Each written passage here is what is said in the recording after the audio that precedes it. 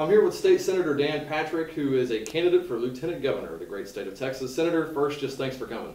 My pleasure. Thanks for having me. Now, you and the other candidates, there are 4 candidates in this race. I think it's fair to say it's going to be the most competitive of the Republican primaries. You had a debate last night. What are your thoughts afterwards? I thought we did very well in the debate, won the debate. It was a 2-hour debate, which is a long debate, where we had a chance to ask each other questions.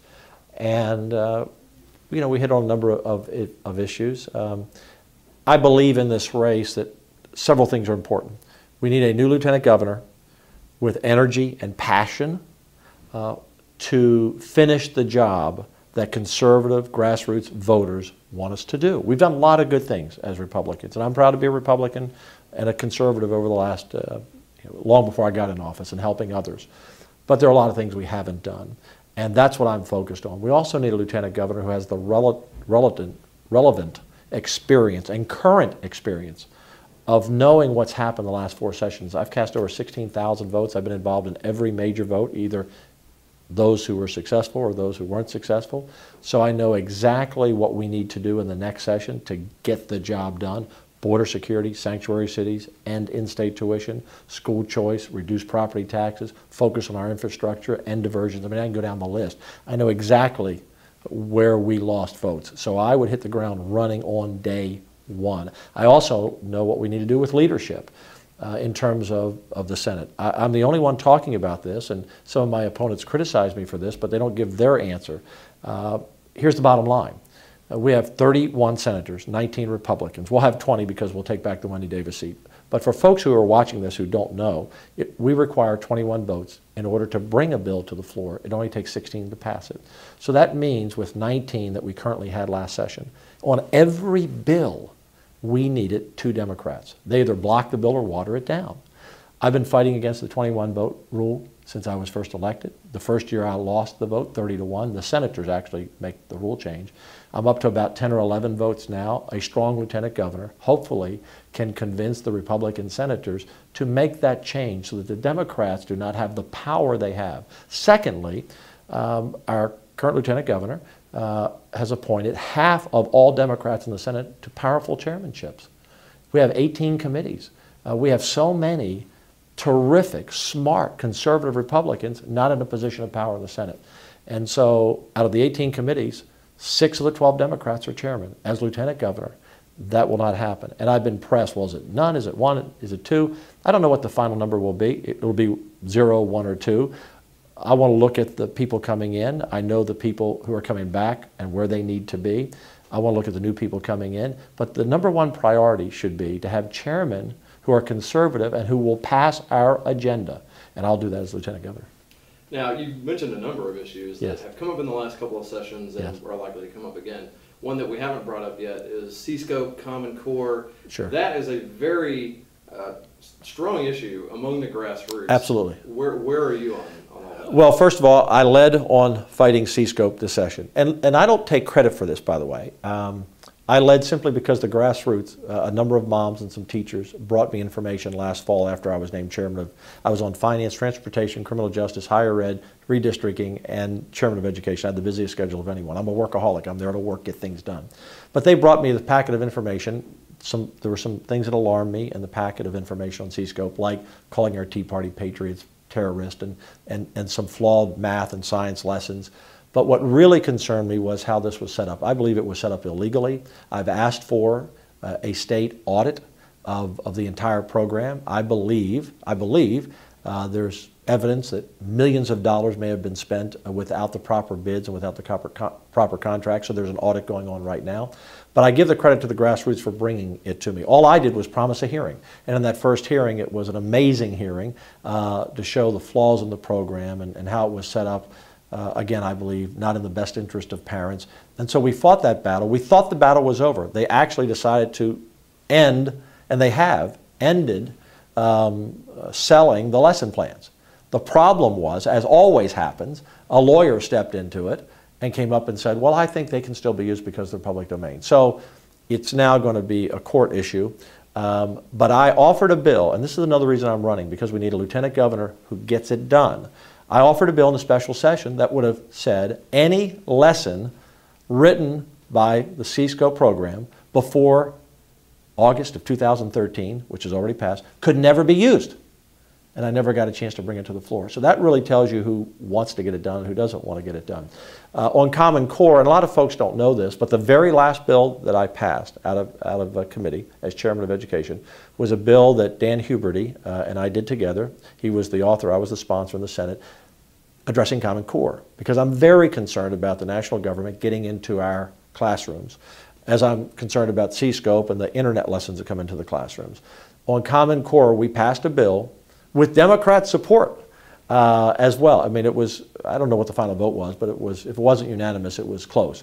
And our bill simply says that the state of Texas can never have Common Core or any other federally mandated or designed program into our schools unless the legislature votes on it.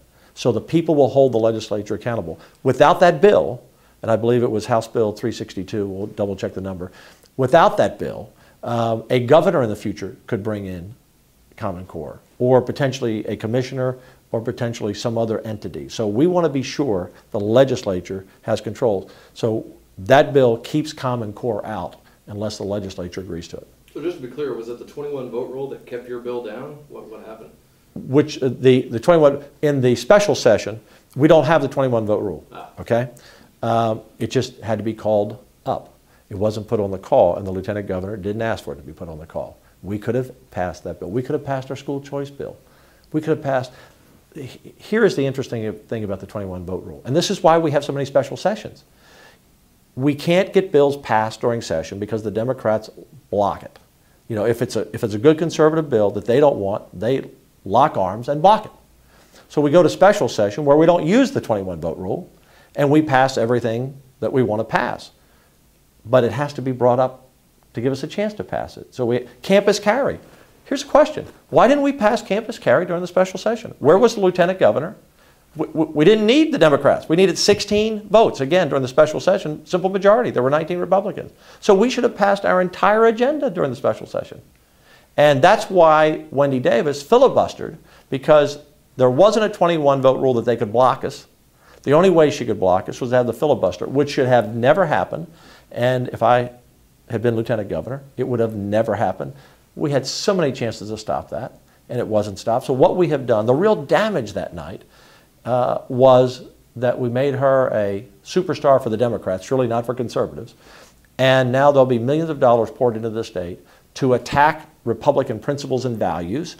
And she's not going to win, but they're setting the stage for 2018 and 2022.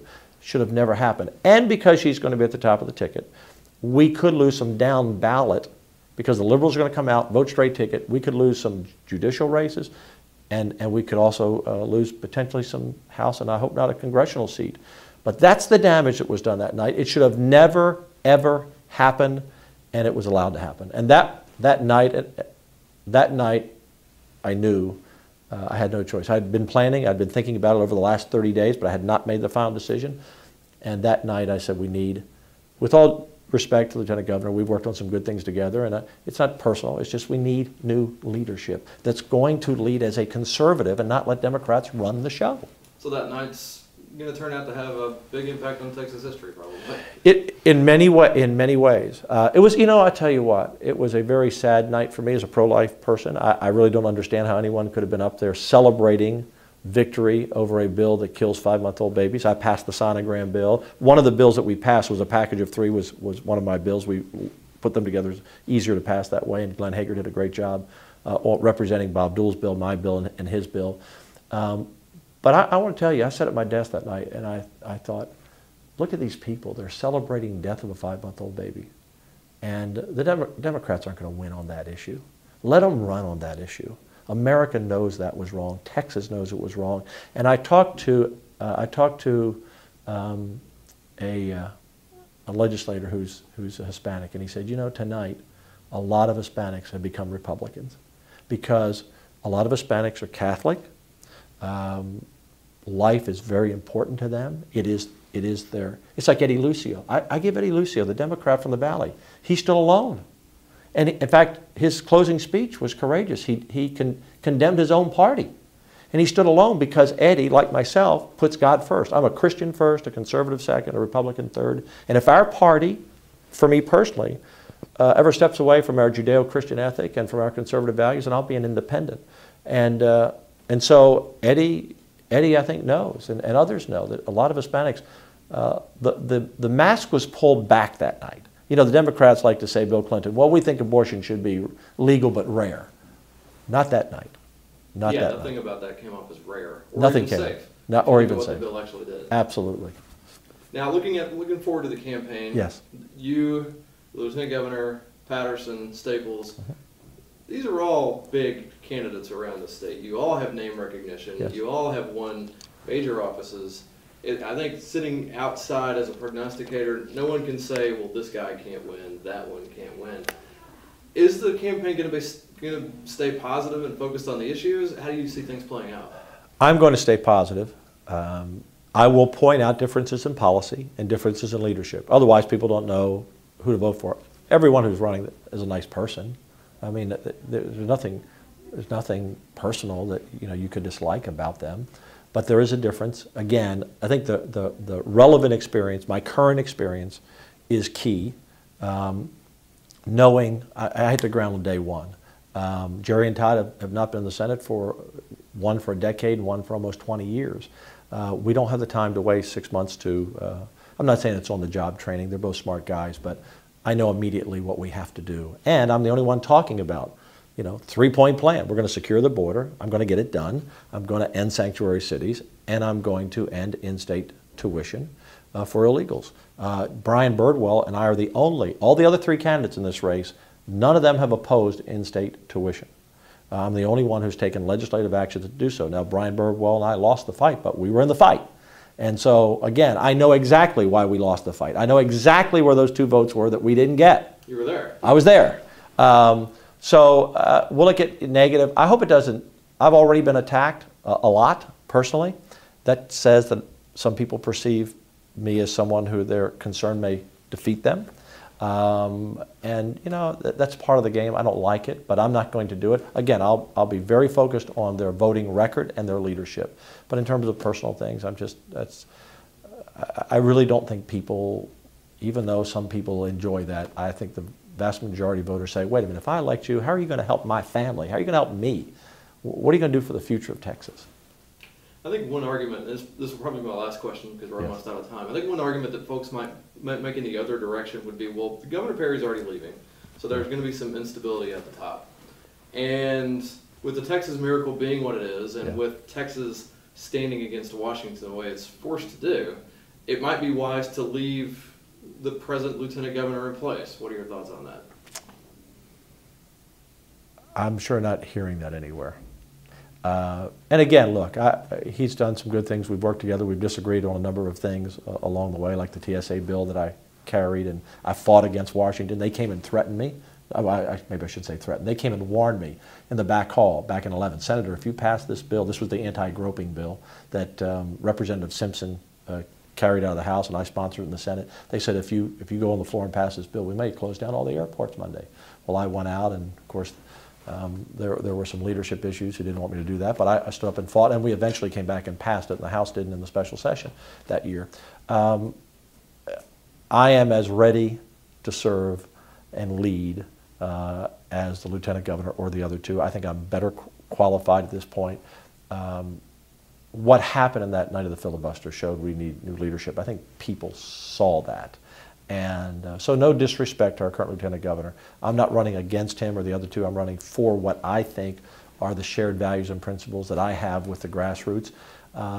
Again, we've done a lot of really good things, but the things that I talked about, again, property taxes, I've filed legislation every session. I have not had leadership to help me pass it. You should not pay off your home in Texas and still rent it from them. Property taxes are too high. School choice, we were just a few votes away. We have 25% of all students dropping out of school in Texas. In our inner cities, it's 40, 50%. We have to address that issue. The border security issue, border security, border security, border security. It's like the real estate, location, location, location. We've had 441,000 crimes committed in this state. This is DPS numbers. between 2008 and 2012 by people here illegally. We've arrested 141,000 illegal criminals in our state from 2008 to 2012. They've committed, again, 441,000 crimes, including 5,000 rapes and 2,000 murders. It is a law and order issue. One of the reasons I voted against the budget this session was because we actually cut specific funding for border security and to fight criminal gangs. This budget this session was too big, and all you have to know when people say, well, Dan, why did you vote against the budget? There were 4 conservatives who voted against it, and I was one. I said, here's all you have to do is look at the lieutenant governor's budget that passed. Every Democrat voted for it and praised it. That's all you need to say. So I think it's time for change, new leadership. 12 years is enough for anyone. I'm a term limits guy. I voted for the term limits bill this session. I'll serve 2 terms, and that's all. I make that commitment. 2 sessions. My wife will insist on it anyway. And so I would, like to ask everyone watching to go to danpatrick.org, go to my Facebook, go to my Twitter site @danpatrick, go to our Facebook page. Love to have your support if you want a conservative leader who has an impeccable record, 16,000 votes, always ranked in the top group of conservatives to lead the new generation of leaders in the state. And thank you very much. Senator Dan Patrick, candidate for Lieutenant Governor in the state of Texas. Thank you. Thank you for the opportunity.